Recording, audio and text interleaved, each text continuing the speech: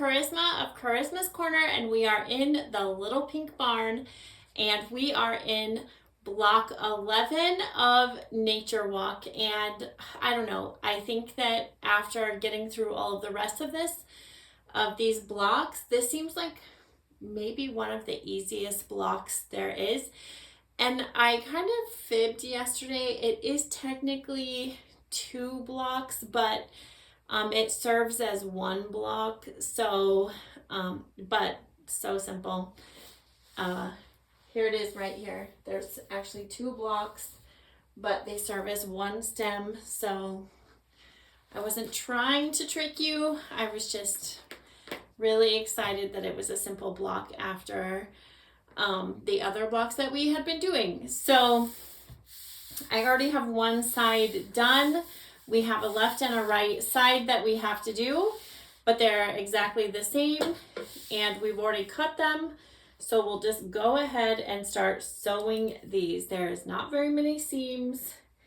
There's notches in these to show you right where to line these up, and it is just lickety-split easy.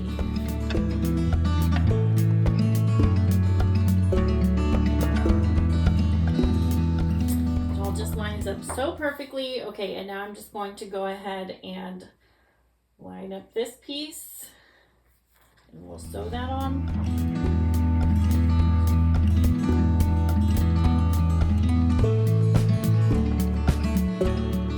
Okay, and now we just have to sew on our 2 side strips here and here.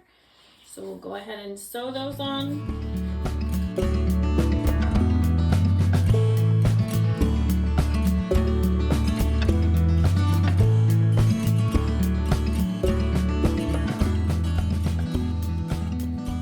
Okay, now we can sew our 2 halves together.